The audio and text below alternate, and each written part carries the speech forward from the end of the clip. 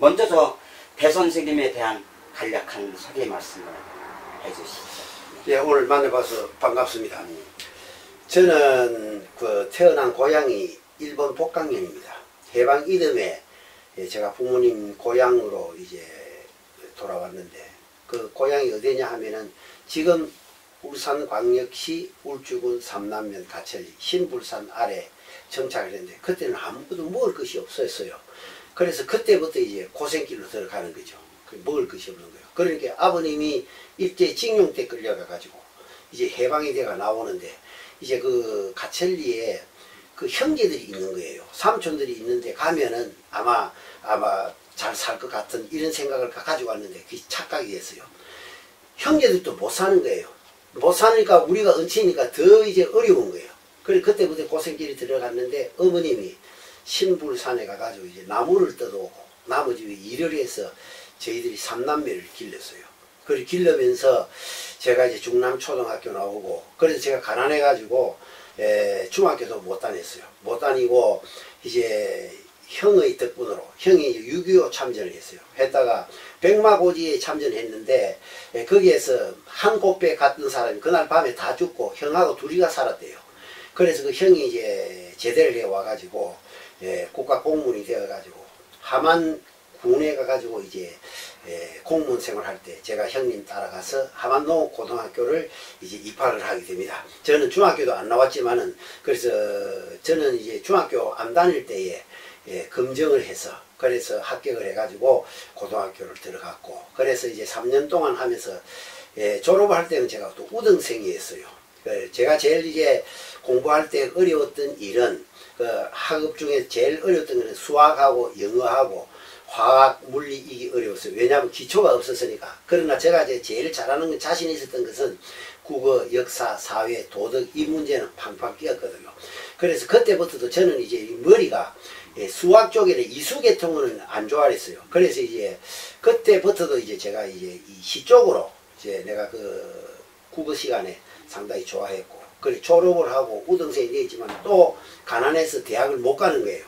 그래서 이제 고향 삼남면 가천리로 다시 돌아와서 어머님하고 또 같이 생활해요. 하면서 신불산 이제 가가지고 이제 또 나무찜을 찍어 오고, 그 의향자 갖다 팔고, 그럼 또 숯을 굽은 걸 갖다가 또 저 날라가지고 운임을 받아가지고 보리쌀을 팔아가지고 어머니가 같이 살면서 이제 그렇게 생활을 했습니다. 했는데, 그때 삼성출판상강, 제가 그렇게 기억은 명확하지 않는데 그 책을 제가 읽어버렸어요. 그런데 그때 진달래꽃이라는 그 김소월 시집을 보고 그때부터 저도 자신감이 생겼어요. 아, 이 정도면 나도 시를 쓸 수 있다.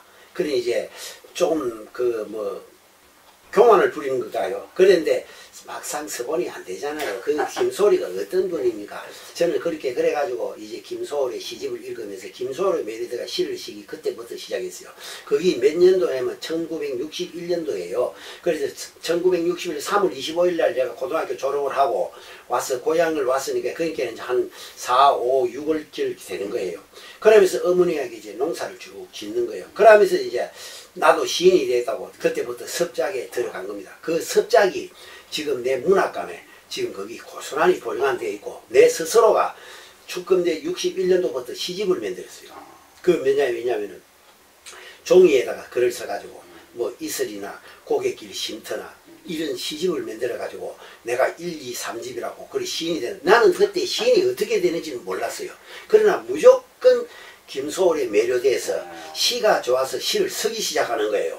그래서 그때부터 이제 제가 시인의 길을 걸어가는데, 등단을 어떻게 하는지를 몰랐어요. 그러다가 제가 1965년도 경상남도 제1회 공개 경쟁 시험에 제가 농업직에 응시를 해가지고 그 260대 1인가 그때 그래서 제가 뚫고 합격을 해요. 해가지고 제가 그때는 군청에도 갈 수가 있었는데 어머님 때문에 제가 그때 소망은 삼남면장 하는 게 있어요. 삼남면장이, 어머님이 삼남면장 집에 가가지고 일도 해주고 가서 굉장히 부러웠어요. 그래서 면장이 최고의 계급인 줄 알았어요. 그래서 저도 이제 삼남면장이 되려고, 그래서 내가 군수한테 이야기했어요. 빨령장을 받으면서 저는 삼남면에 가겠다고. 아, 그럼 그래 가라고. 서로 군청에 못 와가 했는데, 아, 이 사람이 면회 가겠다니까 이게 뭐 얼마나 좋아요. 그래서 내 첫 그 부임지가 내 고향의 울주군 삼남면 면사무소. 그에 이제 제가 1965년 10월 5일 날 이제 발령을 받아 등청을 합니다. 그때부터 이제 농업 이제 그 공무원, 농업직 공무원으로서 이제 시골 행정, 농촌 행정을 합니다. 그래서 한 3, 4년 하다가 제가 이제 또 결혼도 하고 이래서 애들도 교육도 시켜야 되고 이래서 해서 이제 제가 이제 부산으로 이제 전출을 오게 됩니다. 오면서 이제 제가 온 것이 어디냐 하면 서구청이에요. 서구청에 이제 또 와가지고 떨어진 곳이 어디냐, 아미동 동사무소였어요. 그래서 거기에서 1년 동안 근무하면서 제가 이 까치고개에다가 털을 잡기 시작했습니다. 그래서 털을 잡기 시작해가지고 거기서 이제 죽고 이제 생활하는 게, 제가 뭐 기업하는 사람도 아니고 돈 있는 사람도 아니까 그 위에다 이제 그 어머니하고, 그래서 우리 집 사람이 이제 어머님을 모시고 고생을 많이 했어요. 박봉에 애들 서인아가 기르면서 고생을 정말 많이 했어요. 저를 위해서. 저를 많이 이해를 해줬고, 또 저는 또 성직이 강직해서 이 불의와 타협을 안 하는 거예요. 그래서 뭐 공무원 한다고 해서 다 무슨 나쁜 짓 하는 건 아니지만은 저는 오로지 바른 길로 가는데 시를 위해서 그래요. 그러면서도 저는 어느 한 날에도 시를 잊어버린 날이 없어요. 매일같이 시를 쓰고 새벽 2시면 일나가 시 한 편 써놓고 출근하고 이랬어요.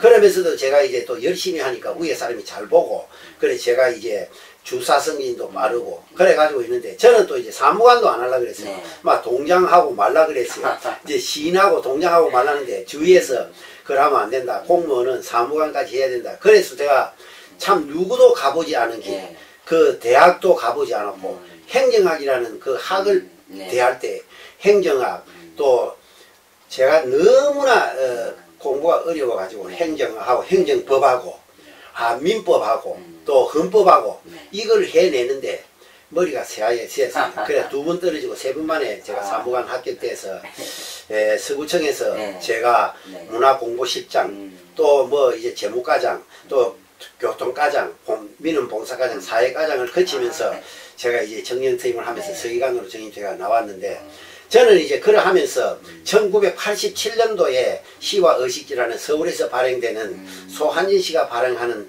그 잡지에 청마 유치한 성생의 제자 이석 선생님의 추천을 받아서 제가 이제 제가 꿈을 이루게 됩니다. 시인으로서 당당하게 이제 제가 시인으로서 이제 등단을 해서 그때부터 시인의 길을 가게 됩니다. 아이고, 말씀하시는 게 이제 청산유수라서 어떻게 그렇게 해서 많이 연습을 한 것처럼 잘잘잘잘 이렇게 말씀하십니까? 아니, 지금도 제가 서구문화원에서 시창작가 강의하고 있잖아요. 지금 한 7년 하고 있고, 저 옛날에 제 공직이 있으면서 MBC 문화방송에 가서 늘 가가지고 방송에 자주 출연해서 경험이 있습니다. 발음도 정확하시고. 아, 그렇습니까? 그리고 거침이 없어요. 말씀하시는 거. 감사합니다. 그러면은 거기 시인으로 일단 등단하셨잖아요. 추천에 의해서. 그리고 그동안에 작품집을 17권을 펴내셨어요. 그리고 요번에 또 그 시선집도 발행을 하셨고.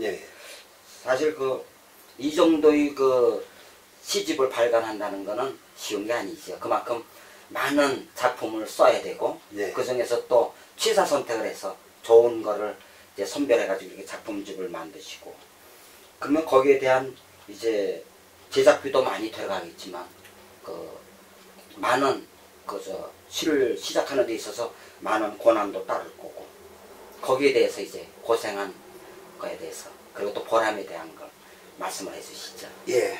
제가 1987년도 공무원을 하면서 이제 등단을 하니까 부산광역시에 공무원이 15,000명 있었습니다. 그 중에 제가 시인 1호가 됐습니다. 제가 일생의 큰 영광이죠. 부산광역시가 어떤 곳입니까?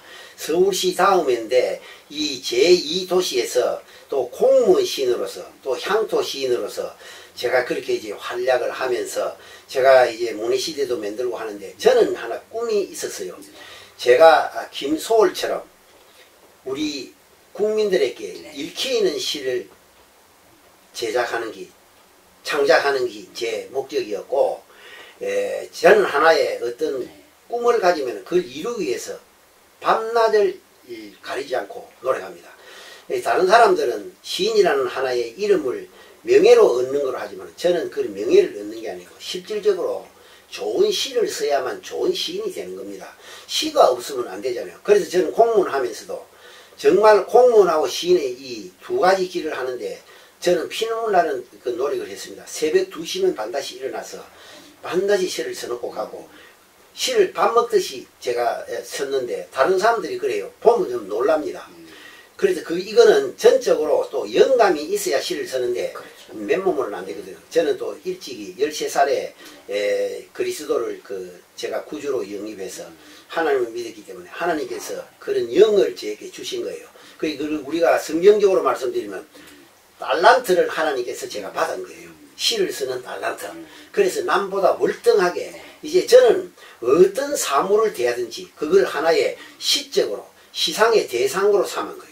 그래서 이 관찰하는 힘이라든가 남들이 생각 안 한 거를 생각하면서 시를 밥 먹도록 써온 그것이 결과적에는 이제 좋은 시를 쓰는 되는 계기가 되었고 제가 등단할 때는 이런 각오를 가졌어요. 매년 시집을 한 병씩 낸다. 그런데 그게 어디 쉽습니까? 그게 어려운데 그래도 저는 지금까지 그 약속은 지키지 못했지만 2년마다 시집을 한 권씩 내는 그 의지를 보여줬어요. 거의 2년마다 한 권씩 내가지고 지금 이제 내가 등단 30년 올게 되니까 지금 17권에다가 그 시선집 한 권에다가 또 영역 시집 한 권에다가 수상 시집 한 권이 보되면은 거의 2년마다 한 권씩 시집을 낸 것이다. 그러면 이게 뭐냐면은 사람들은 의지가 있어야 집념이 있어야 돼요. 그리고 남모르는 눈물이 있어야 돼요. 그래서 남은 100을 할 때 나는 1000을 해야 되는 거예요. 그 남모르는 고통 속에서 써야 되지. 시인이 하루아침에 되는 겁니다. 로마가 하루아침에 안 된 것처럼 신라도 1000년 동안에 그 찬란한 문화유산을 누리잖아요. 그것처럼 시인도 하루아침에 되는 게 아닙니다. 거기 선생님께서 이제 문학 잡지를 2가지 창간하셔가지고 계속 발행하고 있는 것 같아요. 네네. 거기에 대해서 한 말씀 좀 해주세요. 예. 제가 공직에 있으면서 생각을 했어요. 했는데 뭘 생각하냐면 내가 제대하고 나가 뭘 할 것인가. 그래서 내가 착안한 것이 부산에는 잡지가 안 된다. 부산에 잡지가 많은 잡지가 나왔다 명멸해 갔습니다. 그래서 나는 없어지는 잡지가 아니고 살아 영원히 숨쉬는 잡지를 한번 만들어 봐야겠다. 그래서 제가 동요 문인 4분과 어울려서 1993년도 겨울호를 시발로 해서 제가 문해시대를 창간하게 되었고 제가 그리고 또 이제 문해시대를 창간하셔서 거기에서 이제 신인상 받은 분들을 모아가지고 제가 이제 샘동인을 모아가지고 이제 그 가람문학을 창설했죠. 그래가지고 지금까지 이제 문해시대하고 가람문학은 양수레바퀴처럼 굴러가면서 제가 이끌어 오고 있고 지금 이제 문해시대는 제가 어저께 12월 8일 창간 24년 기념행사를 가졌습니다만은 지금까지 꾸준히 지금 잡지를 발행해 오고 개간지입니다만은 1년에 4번씩 내는 것도 이거 힘이 됩니다. 그리고 이 개간지를 통해서 많은 사람들이 또 등단도 하고 또 문학의 길을 같이 걸어가고 있습니다. 제가 한마디 꼭 말씀드리고 싶거든. 이 문해시대는 부산 최장수의 문학지인 동시에 우리 부산 문민의 자존심이라고 할 수가 있습니다. 지금 자제분들은 다 출가를 하시고 이제 사모님하고 같이 생활하시잖아요. 예. 그리고 이제 따님 한 분은